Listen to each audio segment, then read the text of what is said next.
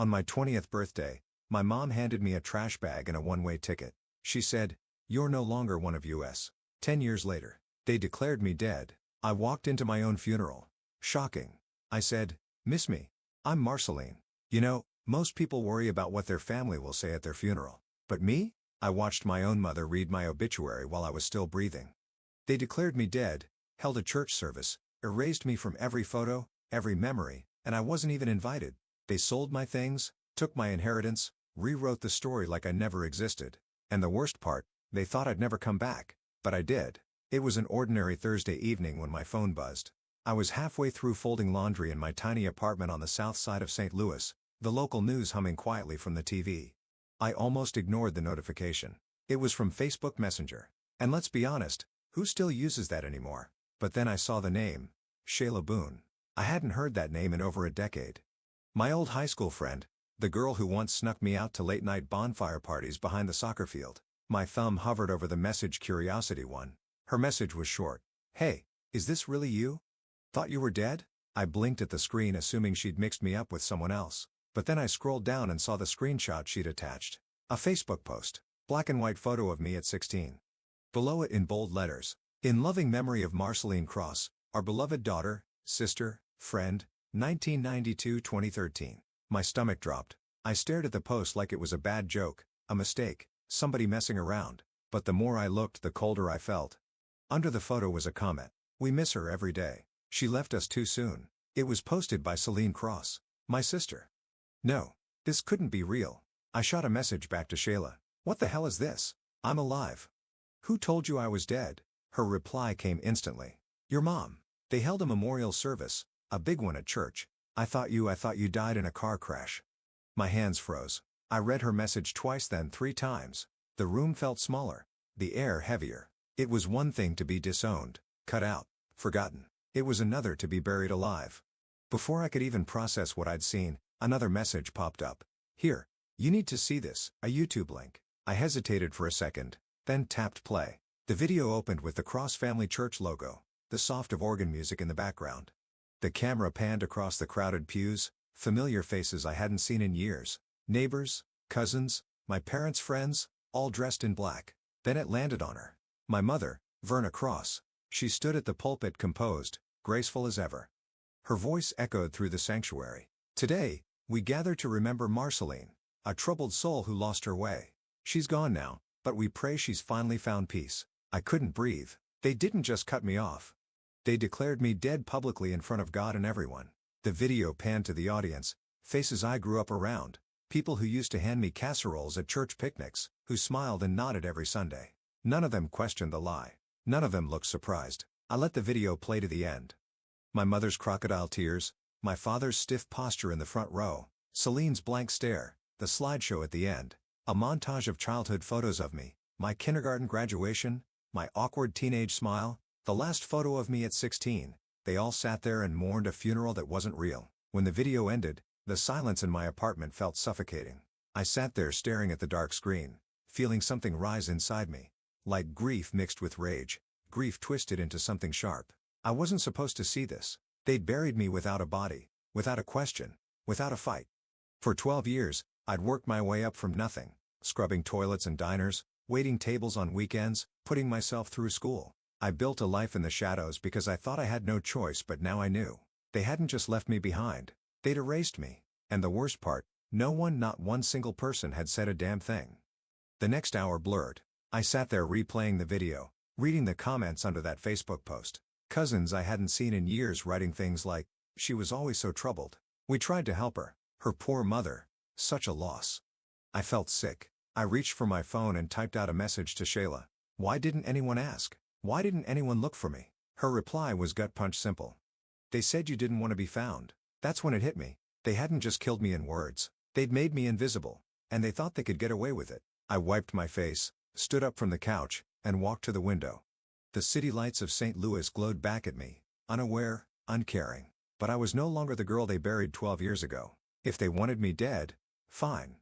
I'd come back as their worst nightmare. I stood by the window long after the city lights blurred into one another, long after the funeral video stopped playing in my head.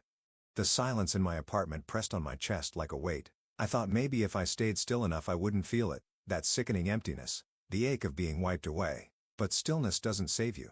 It only gives the ghost room to scream louder. Eventually, I walked back to the couch and grabbed my laptop. The glow of the screen felt too bright in the dark, but I didn't turn on the lamp. I didn't want soft light tonight. I wanted the hard cold kind that showed everything. My fingers moved on autopilot. I opened the private folder I'd kept hidden all these years. Tucked away photos, old emails, scraps of memories I couldn't quite delete even when I wanted to. There I was smiling at my college dorm move-in day. Another picture of me and Shayla at a Halloween party covered in glitter, and one I hadn't looked at in years. Me at 19, hair tied up messily, sitting on the porch steps of the house I used to call home. That house. The place where everything ended. I closed my laptop, leaned back, and let myself fall into the memory. It was the night of my 20th birthday, spring of 2012. I had come home late, thinking maybe, just maybe, they'd save me a slice of cake. Maybe I'd get a smile from my father or one of those half hugs from Celine. Foolish hope. Instead, I walked in to find my mother waiting in the living room, arms crossed, lips tight. She didn't even let me speak. "You've made your choice, Marceline," she said, cold as marble. "And you're no longer one of us." Before I could ask what she meant, she shoved a black trash bag into my arms. Inside, my clothes, haphazardly thrown together, and a one-way bus ticket to Kansas City. "That boy isn't your future. We are, but you've chosen rebellion. So go." My father stood in the hallway behind her, hands in his pockets, eyes fixed on the floor. Celine leaned against the staircase, smirking like she was watching a soap opera. I remember the weight in my stomach heavier than the bag in my hands. "You're really going to throw me out?" I asked, voice cracking. My mother didn't blink.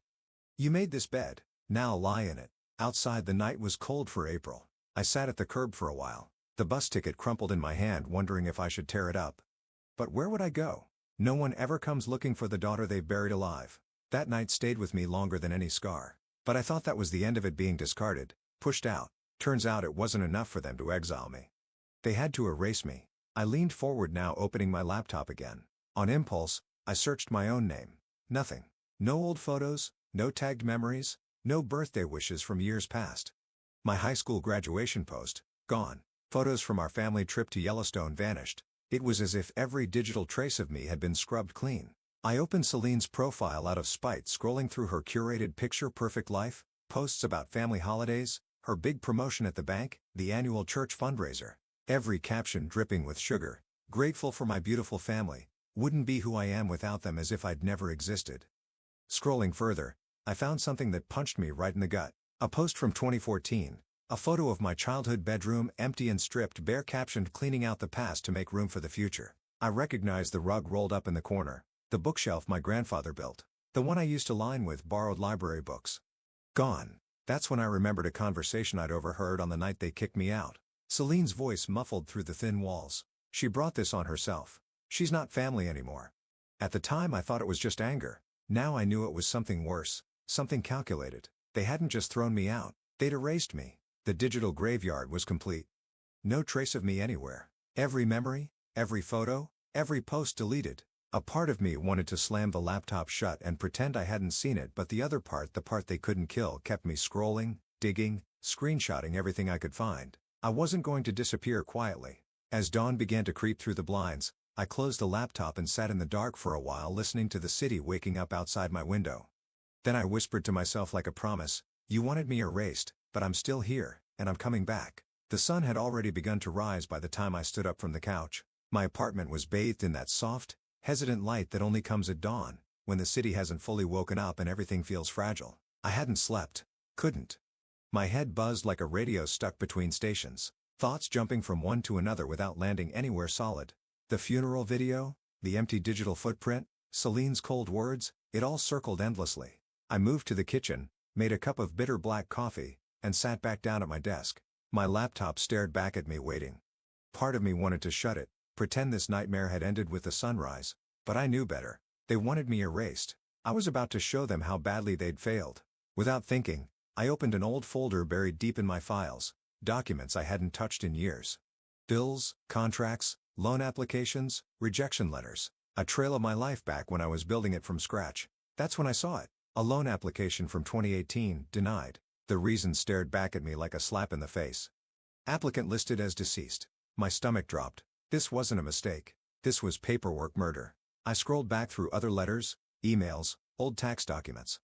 3 times over the years I'd been flagged as deceased in records. It had made no sense back then. I assumed clerical error, shrugged it off because I was too busy surviving to question it. But now knowing what I knew, it wasn't a glitch. It was intentional. I grabbed my coat without thinking, left the coffee half-finished on the table. The early morning chill of St. Louis hit my face as I stepped outside. The streets were still quiet, city buses just starting their routes. By the time I reached City Hall, the building had only just opened. A clerk at the records desk greeted me with a bored smile asking how she could help. "I need a copy of a death certificate," I said. She raised an eyebrow. "A family member?" I swallowed. "Mine." The clerk blinked but didn't ask questions. She typed my name into the system, fingers clicking quickly against the keyboard. A minute later, she frowned then glanced up at me. "It says here you passed away in 2013. I felt like the floor cracked beneath me. She printed the document without hesitation and slid it across the counter. There it was. My name, my birth date, my supposed date of death, signed and filed by none other than Verna Cross. My mother, the cause of death, accidental, vehicular. The lie, neat and official, stamped with the city seal. I walked out of City Hall holding a copy of my own death certificate, the paper burning against my fingers. It wasn't until I reached the sidewalk that the second punch hit me. The inheritance? Back when my grandmother passed, she'd left something for me. A small trust fund. Nothing massive, but enough to start fresh. I tried to claim it when I was 21, but the lawyer had told me there was no mention of me in the records, that everything had gone to Verna and Celine. I hadn't thought much of it back then. I assumed my grandmother changed her will or maybe my mother made sure I was written out. But now I marched straight to the law office I hadn't set foot in for over a decade.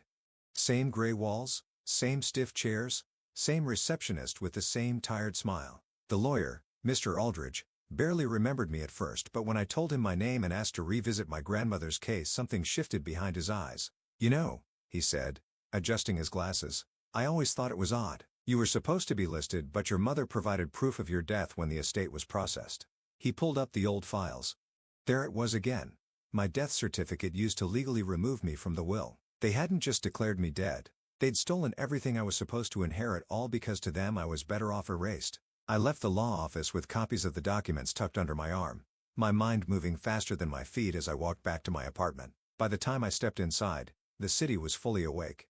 The morning sun glaring through my blinds like it wanted to expose everything I'd uncovered. I laid the documents on my dining table, my death certificate, the loan rejection, the inheritance file, evidence, proof of what they'd done.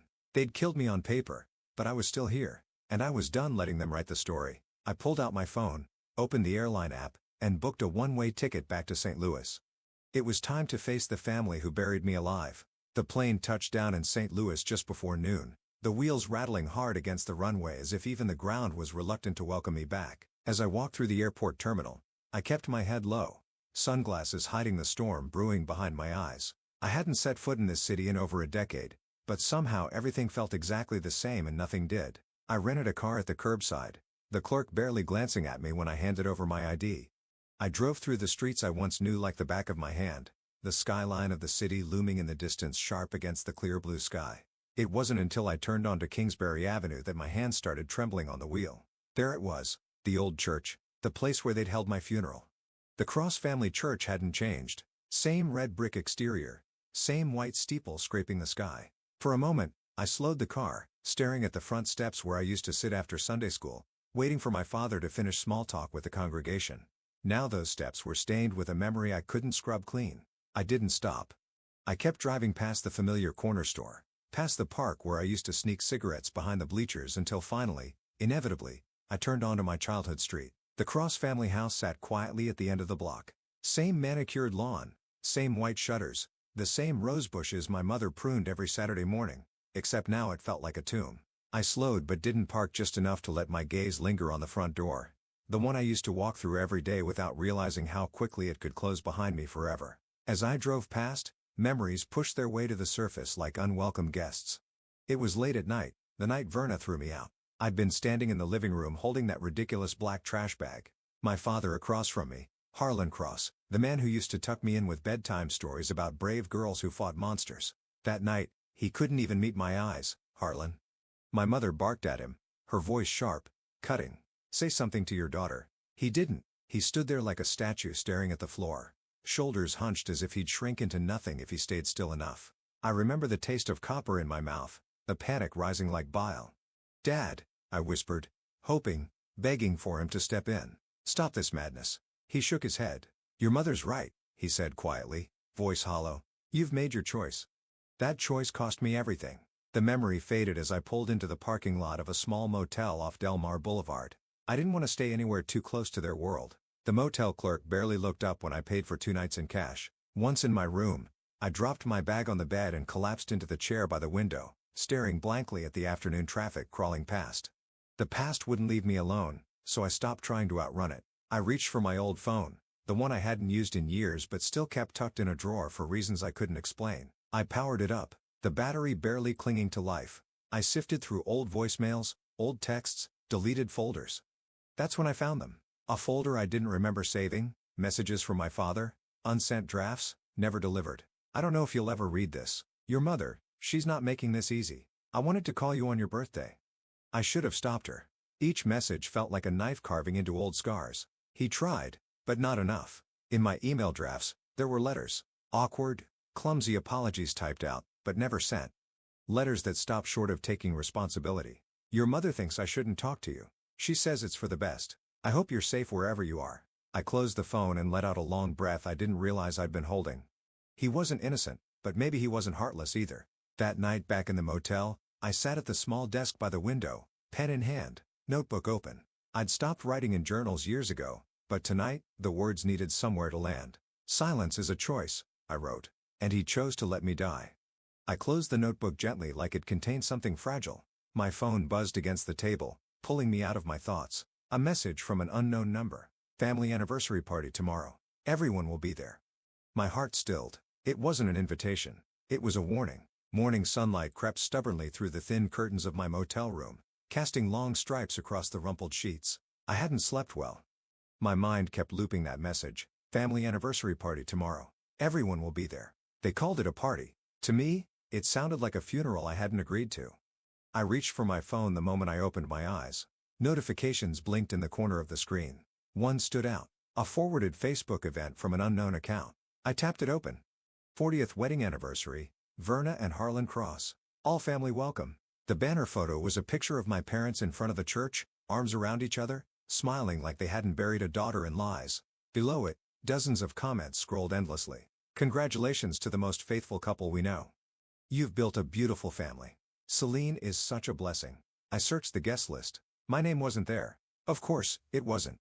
Beneath the RSVP section, there was a pinned comment from Verna herself. "So grateful for our only daughter, Celine, who's carried our family's legacy with grace and strength." The words hit like a slap. They didn't just delete me, they handed my entire existence to her. I scrolled deeper, fingers trembling with quiet rage. Celine's profile picture smiled back at me, polished and perfect, standing beside my parents like she was the sole product of their love, their pride. Further down, another post from Verna. "Not every family member stays on the right path, but we thank God every day for the one who never strayed." Beneath it, an outpouring of sympathy and praise. I tossed the phone onto the bed like it burned. Hours passed without me realizing. I drifted between pacing the room and sitting still, heart pounding with a kind of rage I hadn't allowed myself to feel in years. By late afternoon, my phone vibrated again. A message from Milo, my cousin, one of the few who'd always kept his distance from family drama. "You need to see this." Attached was a photo of a folded piece of paper, typed and neatly formatted. Celine's speech. I zoomed in. "Today we celebrate not just our parents' enduring love, but the family they built. A family marked by resilience, faith, and loyalty. I stand before you as the daughter who stayed, the one who carried our name when others chose to leave." My throat tightened as I read. Every word was a dagger. She wasn't just erasing me behind closed doors anymore. She was standing in front of a crowd wearing my absence like a badge of honor. I messaged Milo back. "How'd you get this?" His reply was short. "Aunt Delphine sent it to me. She thinks you should know." I sat at the edge of the bed, the weight of it all pressing down like a boulder on my chest. They were about to celebrate a lie.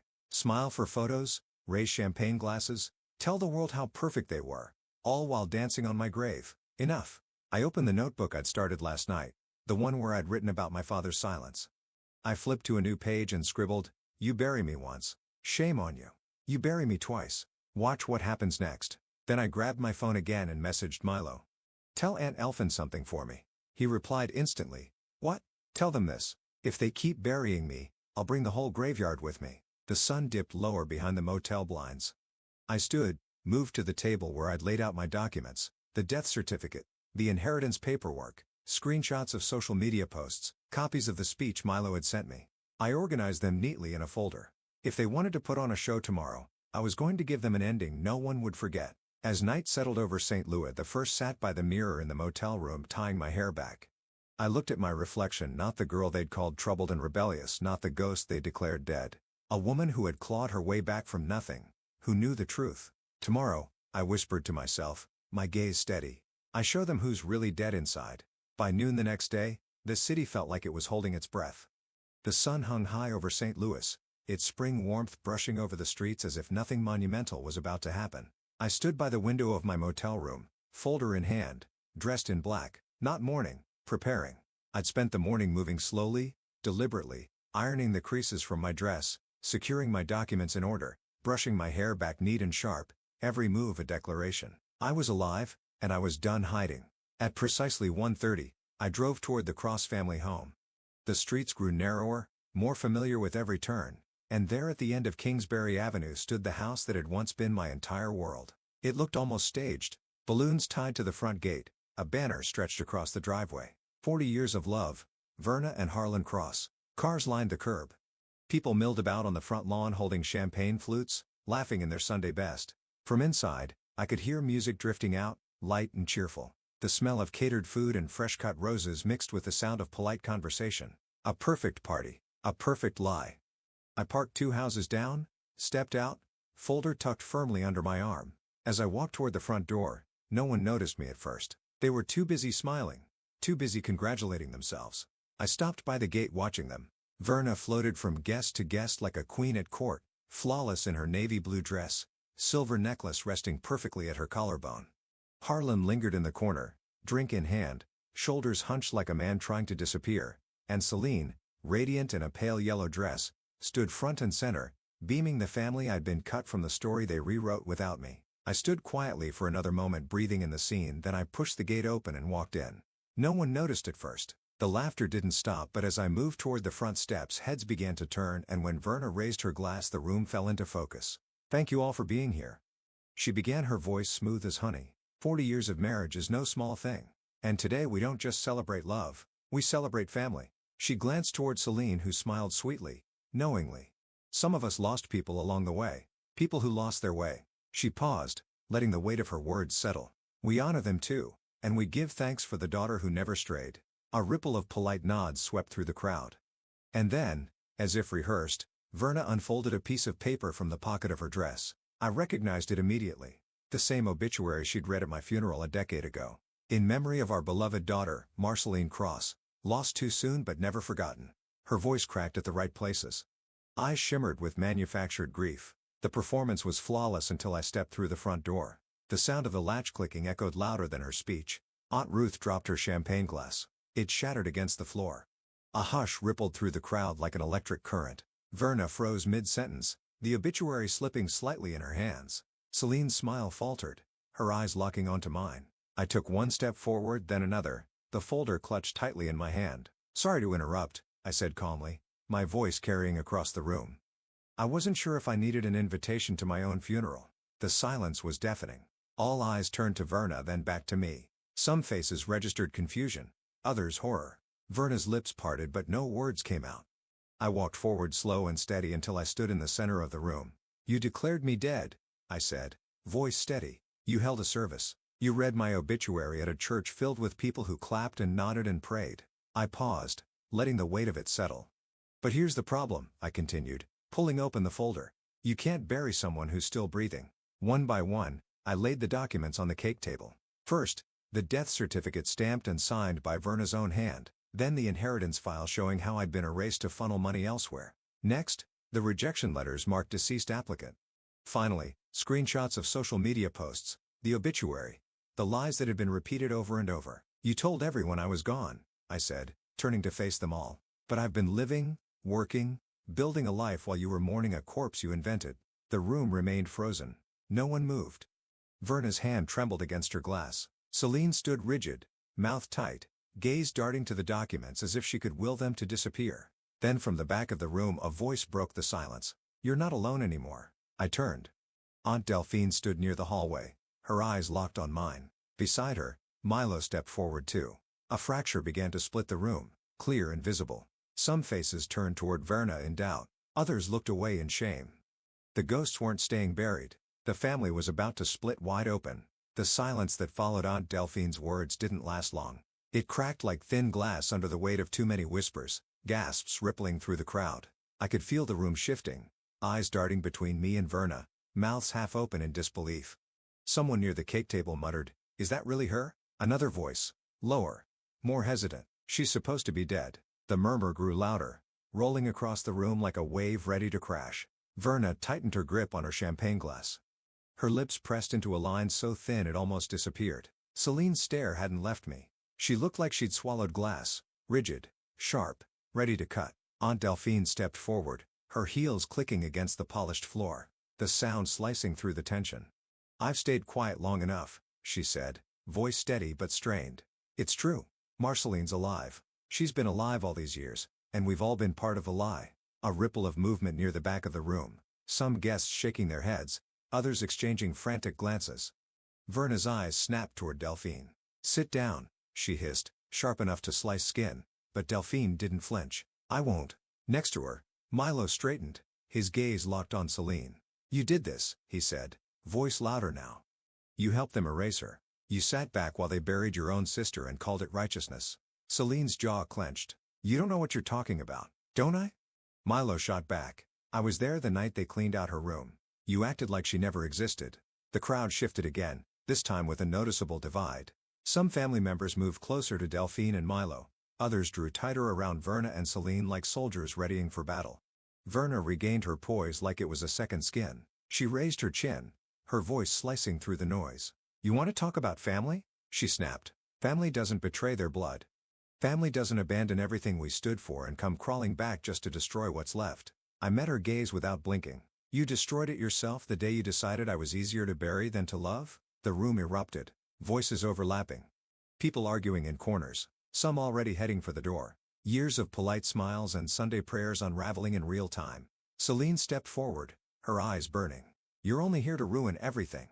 You always were the problem, Marceline." My fingers tightened around the folder in my hand. "No, Celine. The problem is that you believed your lies so long you thought no one would ever question them." I glanced at the crowd, some avoiding my gaze, others nodding quietly. "You erased me," I continued, voice cutting cleanly through the noise, "but I rebuilt myself. Without you. Without any of this." I laid the folder down on the table next to the half-eaten anniversary cake. "I didn't come here for your approval. I came here to bury your lies." A few family members clapped, hesitant but real. Others shook their heads, muttering beneath their breath. Verna's face remained carved from stone. Celine's eyes shimmered, not with tears, but rage. Then Verna leaned toward Celine, her words barely audible but sharp enough to slice. "If she wants a war," Verna whispered, her gaze still pinned on me, "we'll give her one." And just like that I knew. The real battle hadn't started yet. The next morning felt too quiet. I sat at Aunt Delphine's kitchen table, a chipped coffee mug warming my hands, the air thick with tension. The curtains were half drawn, letting in the soft light of a cloudy St. Louis morning. Outside birds chirped like the world hadn't cracked open the night before. Delphine stood at the stove stirring oatmeal she probably had no intention of eating. Milo sat across from me, scrolling through his phone but not really reading. None of us spoke at first. There wasn't much left to say. Finally, Delphine broke the silence. "They're not going to let it end like this." I nodded. "I know." Milo glanced up. "You ready?" I took a deep breath. More than ready. The phone on the counter buzzed. Delphine checked it and turned the screen toward me. A message from one of our cousins. "Family meeting today. 3 p.m. at the house. Mom says everyone's expected." A meeting. Of course, they'd call a meeting. You can't sweep a funeral crasher under the rug without a proper counsel. I set my coffee mug down. Let's give them the funeral they deserve. The hours leading up to it crawled by, but somehow by the time I stood again in front of the Cross family home that afternoon, it felt like I'd blinked and arrived. No balloons this time. No champagne. Just a driveway full of parked cars and heavy silence hanging over the lawn. Inside, the living room was packed. Verna sat stiffly in her armchair like a queen in exile. Celine stood beside her, arms crossed, jaw tight. Harlan occupied the farthest corner of the room, eyes trained on the floor. Aunts, uncles, cousins, everyone was there waiting. The door clicked shut behind me. No one smiled. Verna's voice sliced through the room first. "Let's get this over with." I stayed standing. "I wasn't here to sit politely. You want to talk?" I said, voice even. "Fine. Let's talk." Delphine took a seat near the fireplace. Milo hovered by the doorway. Celine spoke next, her tone brittle. "You've humiliated this family enough." I met her gaze without blinking. "No, Celine. You humiliated yourselves the moment you decided to erase me." The conversation spiraled quickly after that. Verna pointed a trembling hand at me. "You always wanted to tear this family apart. You've done it now. You tore it apart the day you signed my death certificate." I shot back, pulling out a copy and laying it on the coffee table like a weapon. "You decided it was easier to kill me on paper than face who I really was." The room stirred. I reached into my folder, laying out document after document. The inheritance paperwork rerouted to Celine's account. The loan rejections marked deceased. The social media posts. The obituary read in church like scripture. "You didn't just cut me out," I said. "You rewrote the entire story." All eyes shifted to Verna. She remained silent. Then, from the corner, Harlan's voice broke the tension. I knew. The words fell like a brick in the middle of the room. Verna whipped her head toward him. "Harlan, don't." He didn't look at her. His eyes stayed on me. "I knew what your mother did. I knew about the papers, the lies." His voice cracked raw. "And I did nothing." He finally looked up, voice breaking. "I was a coward." No one spoke. I swallowed the lump rising in my throat, forced my voice steady. "You let me die because it was easier." Harlan nodded. "Once a broken man." I took a step forward, letting my eyes sweep across the room. "Enough of this. I didn't come back to be forgiven. I came back to finish this." I reached for the last document in my folder, a formal legal complaint stamped and signed. "I filed charges," I said clearly, voice ringing through the room. "Fraud, falsifying government records, inheritance theft." Gasps erupted. Someone whispered, "She's serious." I wasn't finished. "And tomorrow," I added, "a journalist from the Post will be publishing the whole story. Every lie. Every document. You wanted to bury me? Now the whole world will know how you did it." Verna's face drained of color. Celine's lips parted. No sound coming out. Around the room, family members shifted uncomfortably. Some standing, some turning away. Verna sank back into her chair like the air had been knocked out of her. Celine, face flushed, spun on her heel and stormed toward the door. Before she reached it, I spoke one last time. "This isn't the funeral you planned." She stopped. "But it's the one you deserve." 1 week later, the streets of St. Louis felt quieter. I sat on the edge of my new apartment's balcony, coffee in hand, staring out at the skyline I'd once thought I'd never see again. The war was over, but the echoes of it still hummed under my skin. The fallout had been swift. Verna lost everything that mattered to her. Not the money that was untouched by the law, but the thing she valued more, the image. The church revoked her leadership roles. Her friends stopped calling. The community that had once hung on her every word now crossed the street to avoid her. Celine didn't fare much better. She took a leave from her job a day after the family meeting. The whispers in her workplace became unavoidable. The Cross family name used to mean something here. Now it meant betrayal. Harlan moved out of the house 2 days after I left. No fanfare. No goodbye. He left behind only a message forwarded to me by Delphine. "I failed you." There were no victors, just survivors. I took a slow breath, letting the morning air cool my lungs, and thought back to that family meeting. The day everything cracked open. It hadn't felt like winning, but it felt like the truth. That afternoon, I'd walked out of the Cross home and gone straight to the courthouse. The charges I filed against Verna hadn't earned her jail time. Forgery and fraud? Yes. But the law has a funny way of treating family crimes. She paid a hefty fine, was ordered to complete 200 hours of community service, but the real punishment wasn't legal. It was the empty pews at church on Sunday, the friends who stopped answering her calls, the names she couldn't clean. And me? I kept my promise. I told the whole world what they did. A month after the meeting, I launched the first episode of my podcast, The Girl They Buried Alive. I spoke into the mic in my small living room, voice steady but raw. I didn't just tell my story, I laid it bare. Every document, every lie, every silence. The downloads started slowly, then the messages came. Strangers from Ohio, California, Texas, women, men, people who'd been erased by their own families, each of them carrying their own scars, their own ghosts. Some nights I sat up reading their emails until the sun came up. I wasn't the only one. One evening, Milo came by with a bottle of wine and Delphine trailing behind him, holding a pie she'd baked herself. We sat around my tiny kitchen table, no speeches, no apologies, just laughter and long silences that didn't feel heavy anymore. At one point Milo raised his glass and said quietly to the ones who stayed, Delphine added, and the ones who came back. We ate, we laughed, we let the wounds breathe. Later that night, I stood by my window looking out at the city lights. It wasn't the family I was born into, but it was the family I chose, and somehow that felt better. As dawn began to color the sky, I stepped out onto the balcony, letting the cool breeze brush against my skin. They tried to bury me, but I'd learned something about things buried deep. They don't stay quiet, they grow back stronger. I smiled faintly and whispered to myself, not for them, but for me. They buried me once, but I grew back. Before I close this chapter for good, I want to leave you with something. If there's one thing I've learned from this journey, it's this. Family doesn't always mean protection. Sometimes the people who are supposed to love you the most are the ones who will bury you first, whether in silence, in shame, or in lies. But your worth is not defined by who abandons you. You are not the names they call you, the stories they rewrite, or the doors they slam shut behind you. You are who you decide to become when no one is clapping for you. I stood back up because I realized something powerful. No one can write your obituary but you. And sometimes, the only way to heal is to stand in the ashes of what they tried to burn and say, I'm still here. So let me ask you. Have you ever felt like someone tried to erase you? Have you ever been told you wouldn't make it, and yet here you are, breathing, standing tall? If this story touched something in you, I want to hear about it. Drop a comment with a 1-inch if you've ever had to fight your way back when the world wrote you off, or tell me where you're watching from. I'd love to know how far this story traveled. And if you didn't like this story, I want to hear that too. Tell me why. Tell me your story. Because here, your voice matters. And if you want more real, raw, unforgettable stories like this, don't forget to hit that subscribe button and turn on notifications. You won't want to miss what's coming next.